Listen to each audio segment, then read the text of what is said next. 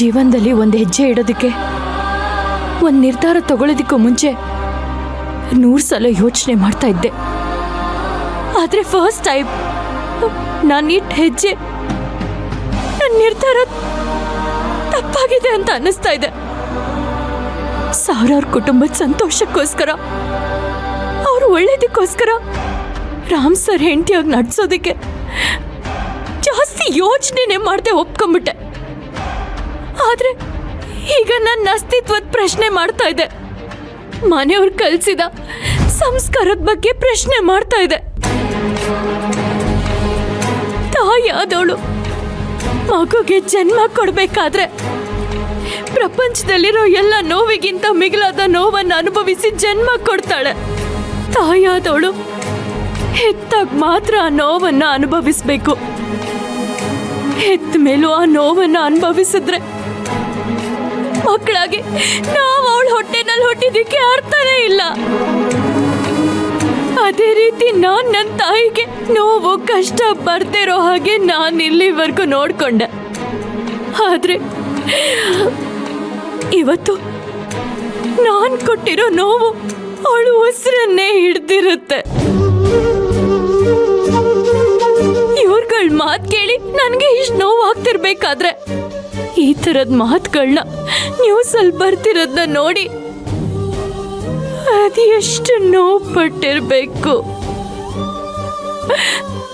ತಪ್ಪು ಮಾಡ್ಬಿಟ್ಟೆ, ನಾನು ತುಂಬಾ ದೊಡ್ಡ ತಪ್ಪು ಮಾಡ್ಬಿಟ್ಟೆ. ಯಾರಿಗೂ ಸತ್ಯ ಹೇಳೋದಿಕ್ಕಾಗಲ್ಲ, ತಪ್ಪನ್ನ ಸರಿ ಮಾಡ್ಕೊಳಕ್ಕೂ ಆಗಲ್ಲ.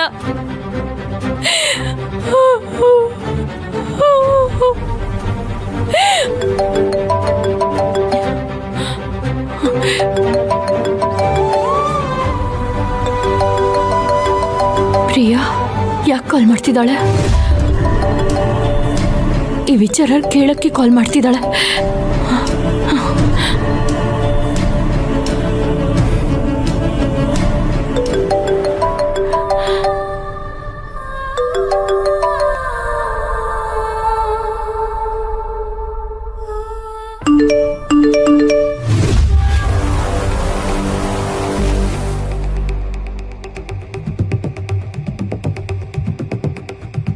ಕಾವೇರಿ ನನ್ನ ಮಗಳೇ ಅಲ್ಲ, ಅವಳು ನನ್ನ ಹೊಟ್ಟೆಲ್ ಹುಟ್ಟಿಲ್ಲ.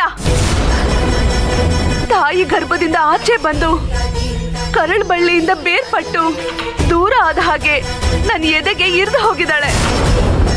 ಆ ಕ್ಷಣನೇ ಅವಳು ನನ್ನ ಪಾಲಿಗೆ ಸತ್ತೋದ್ಲು.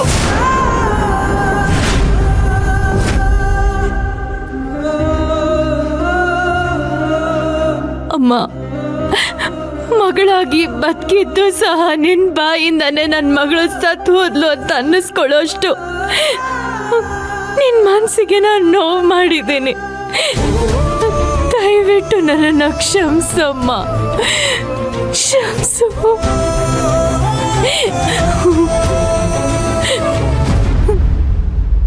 ಕಾತಿ, ನನ್ನ ಸಾವು ನೋಡೋಕೆ ನಿನಗಷ್ಟೊಂದು ಆಸೆ ಆಗ್ತಿದ್ಯಾ?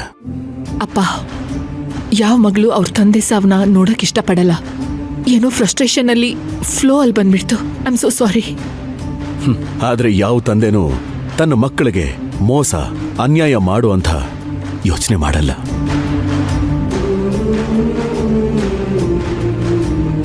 ಅವನು ಏನೇ ಮಾಡಿದ್ರೂ ಅದು ಅವನ ಮಕ್ಕಳ ಭವಿಷ್ಯಕ್ಕೆ. ಆ ಕ್ಷಣಕ್ಕೆ ಅದು ತಪ್ಪು ಅಂತ ಅನಿಸ್ಬಹುದು, ಆದರೆ ಫ್ಯೂಚರಲ್ಲಿ ನಮ್ಮಪ್ಪ ಇದು ನಮ್ಮೊಳ್ಳೆದಕ್ಕೆ ಮಾಡಿದ್ದು ಅಂತ ಆಗ ನಿಮಗೆ ಅರ್ಥ ಆಗತ್ತೆ. ಅಲ್ಲಿ ತನಕ ತಂದೆ ಮಕ್ಕಳ ನಡುವೆ ಭಿನ್ನಾಭಿಪ್ರಾಯ ಸಹಜ. ಮಾವ, ತಂದೆ ಮಕ್ಕಳ ಮಧ್ಯೆ ನಿರ್ಧಾರ ಅನ್ನೋ ಭಿನ್ನಾಭಿಪ್ರಾಯಗಳು ಬಂದರೆ ಅದು ಸಮಸ್ಯೆ ಆಗೋದಿಲ್ಲ ಮಾವ. ಆದರೆ ವಯಸ್ಸಲ್ಲದ ವಯಸ್ಸಲ್ಲಿ ತನ್ನ ಯೋಗ್ಯತೆಗೂ ಮೀರಿ ನಿಮ್ಮನ್ನ ಮದುವೆ ಮಾಡ್ಕೊಂಬಂಡು ನಿಂತಿದ್ದಾರಲ್ಲ, ಅದು ಸಮಸ್ಯೆ ಆಗೋದು. ಈಗ ಆ ಸಮಸ್ಯೆ ಬಗ್ಗೆ ಮಾತ್ರ ಮಾತಾಡ್ತಾ ಇದ್ದೀವಿ. ದಯವಿಟ್ಟು ಅದ್ರ ಬಗ್ಗೆ ಮಾತ್ರ ಮಾತಾಡಿ. ಮಾವ, ನೀವು ಕಾವೇರಿನ ಯಾಕೆ ಮದ್ವೆ ಆದೆ ಅಂತ ಟೈಮ್ ಬಂದಾಗ ಹೇಳ್ತೀನಿ ಅಂದ್ರಲ್ಲ, ಆ ಟೈಮ್ ಇವಾಗ್ಲೇ ಬಂದ್ಬಿಡ್ಲಿ, ನಮ್ಮೆಲ್ಲರಿಗೂ ಸಮಾಧಾನ ಆಗತ್ತೆ. ಅಪ್ಪ, ನಿಮ್ಮ ಸಮಾಧಾನಕ್ಕೆ ನಿಮ್ಮ ಮದುವೆನ ನಾವು ಒಪ್ಕೋತೀವಿ ಅಂತಾನೆ ಅನ್ಕೊಳ್ಳಿ. ಆದ್ರೆ ನಮ್ಮ ಸಮಾಧಾನಕ್ಕೆ ನಾವು ಕೇಳೋ ಪ್ರಶ್ನೆಗೆ ಉತ್ತರ ಕೊಡಬಹುದಲ್ವ ನೀವು? ಅಪ್ಪ ನೀವ್ ಮಾಡಿರೋ ಈ ಚಿಕ್ಕ ಕೆಲ್ಸಕ್ಕೆ ದೊಡ್ಡ ಕಾರಣ ಅಂತೂ ಇರಲ್ಲ. ಅದೇನು ಅಂತ ಹೇಳಿ. ನೋಡ್ ಭಾರತ್ ನೋಡಾಯ್ತು, ಕೇಳ್ ಭಾರತ್ ಎಲ್ಲ ಕೇಳಾಯ್ತು. ಇನ್ನೇನಿದೆ, ಇದನ್ನು ಹೇಳಿ ಕೇಳ್ಬಿಡ್ತೀವಿ.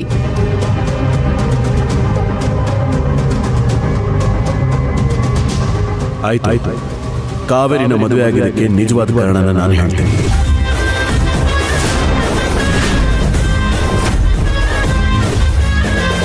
ಆದ್ರೆ ಆ ಸತ್ಯನ ಅರಗಿಸ್ಕೊಳ್ಳೋ ಶಕ್ತಿ ನಿಮಗಿದೆಯಾ? ಹಾಗಿದ್ರೆ ಹೇಳಿ, ನಾನು ಹೇಳ್ತೀನಿ.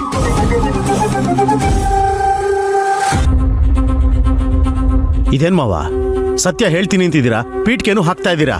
ಅದೇನು ಅಂತ ಸರಿಯಾಗಿ ಹೇಳಿ. ಅದೇನಿದೆಯೋ ಅದನ್ನ ಹೇಳಿ ಅಪ್ಪ. ಸುನಾಮಿನೇ ಕಂಡವ್ರಿಗೆ ಅಲೆಗಳ ಭಯ ಇರಲ್ಲ. ಹೌದು, ಹೇಳಿ ಮಾವ. ಹೌದಪ್ಪ, ಅದೇನು ಅಂತ ಹೇಳಿ. ನಿಮಗೆಲ್ರಿಗೂ ನಾನು ಕಾವೇರಿನ ಮದುವೆ ಆಗಿದ್ದು ದೊಡ್ಡ ಸಮಸ್ಯೆ ಅಲ್ಲ. ಅದಕ್ಕೆ ಮಿಗಿಲಾಗಿ ಅವಳನ್ನ ನನ್ನ ಸಕ್ಸಸರ್ ಆಗಿ ಅನೌನ್ಸ್ ಮಾಡಿರೋದು ನಿಮಗೆ ಅದನ್ನ ಡೈಜೆಸ್ಟ್ ಮಾಡ್ಕೊಳಕ್ಕಾಗ್ತಿಲ್ಲ. ಈ ಕಂಪನಿಗೆ, ಈ ಮನೆಗೆ ಅವಳನ್ನ ಯಜಮಾನಿ ಮಾಡಿರೋದನ್ನ ನಿಮಗೆ ಒಪ್ಕೊಳ್ಳೋದಕ್ಕಾಗ್ತಿಲ್ಲ. ಅವಳನ್ನ ಯಾಕೆ ಮದುವೆ ಆದ್ರಿ ಅನ್ನೋ ಪ್ರಶ್ನೆ ಜೊತೆ ಅವಳನ್ನ ಹೇಗೆ ಸಕ್ಸಸರ್ ಆಗಿ ಅನೌನ್ಸ್ ಮಾಡಿದ್ರಿ ಅನ್ನೋದು ಅದೇ ನಿಮಗೆ ಕಾಡ್ತಿರೋ ಪ್ರಶ್ನೆ. ಇದನ್ನ ನನ್ನ ಹತ್ರ ಕೇಳೋಕಾಗದೆ ಕವರ್ ಮಾಡಿಕೊಂಡು ಕಾವೇರಿನ ಯಾಕೆ ಮದುವೆ ಆದ್ರಿ ಅಂತ ಎಲ್ರೂ ಒಂದೇ ಸಮ ಪ್ರಶ್ನೆ ಮಾಡ್ತಿದ್ದೀರಾ.